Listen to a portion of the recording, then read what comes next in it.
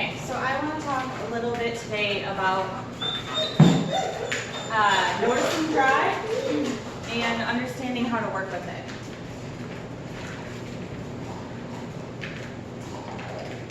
So, Bryn is a busy dog, very, very busy dog. You know, we have people come to us and they say, my dog has anxiety, my dog is always anxious. But quite frankly, to me, the difference between anxiety and drive is whether or not you can channel it. And so, this is Bryn.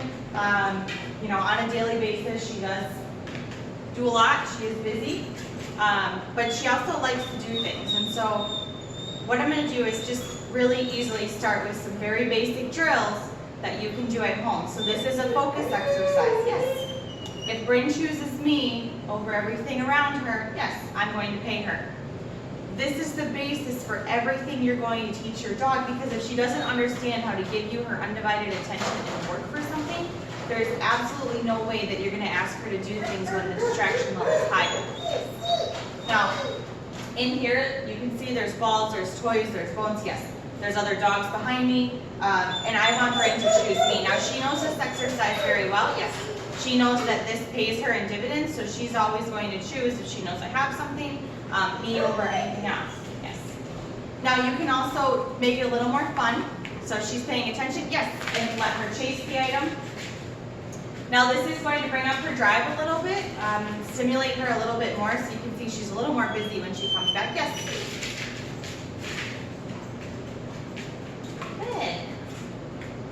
And so now we're going to start doing some basic obedience. Now, I do these drills with my dogs about once a day, sometimes every other day. But, yes. So in the beginning, very easy. I'm going to start with a sit and then a down. And now here I'm going to ask her first again. Sit. No, sit. Yeah. Left. Sit. Left. Yeah.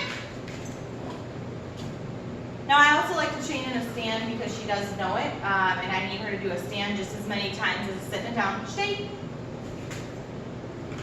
Nope. Stay. Yep. So I'm going to start varying how long I hold these behaviors. I know. Let's. Sit. Yep. And ultimately, if you can vary anywhere between 1 and 10 seconds, that would be ideal. Sit. Yes. And don't forget, you can also throw the treat. Again, it is going to stimulate her a little bit more. But if she gets anxious about doing too much in one spot, you may need to get up and work her again. Straight. Nope. Straight. Yep. Good.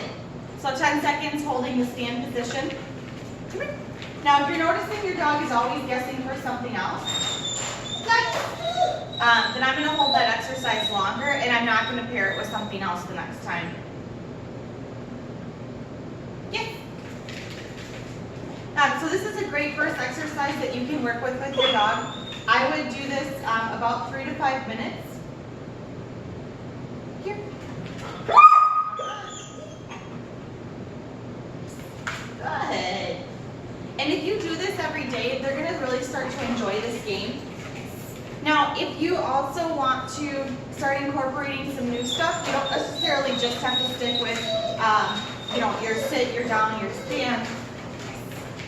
You can also teach your dog to spin. My dogs come here, and of course we do competition work, so this stuff's really important to me. But this is just working her mind, right? Like, she knows if there's a reward, that she has to come with me. This stuff's also really important when you have pet obedience, right? So like, if rather than my dogs, those were unfriendly dogs, yes, and my front position was really strong, I could do that while we had dogs that maybe were dangerous for my dog walking by. Good. Let's. Go ahead. And you'll notice sometimes her brain is other places. She's thinking about something different. And that's okay. I'll help her out a little bit. Yes. You can see there she actually corrected herself. She was going to get up and she decided I should probably stay in this position. Good. Good. Sit.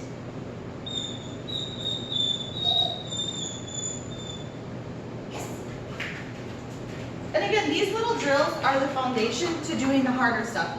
But she has to understand how to work for me, what marks a reward, so when the exercise is right. You'll also notice that I tell her when she does something wrong. So if I ask her to do something and she doesn't do it, sit. No. Sit. For her, that's enough because she's going to keep trying. But if you have a dog that is a little more stubborn, you might need to start to add leash corrections in too. But for a lot of dogs, if you just rep this every day and they get used to using their brain and working here, good. That's going to be enough for them. Now you'll notice sometimes she barks. I don't pay that, but I also don't make it a huge deal because what that normally is for her is frustration. And so if she's sitting here, she wants to do something different, and I want her to do whatever I'm asking. And so I'm just not going to pay it. She learns that's not a way to get what you want. It's not a way to get me to do something different. And so hopefully that behavior will start to fade out as they get older.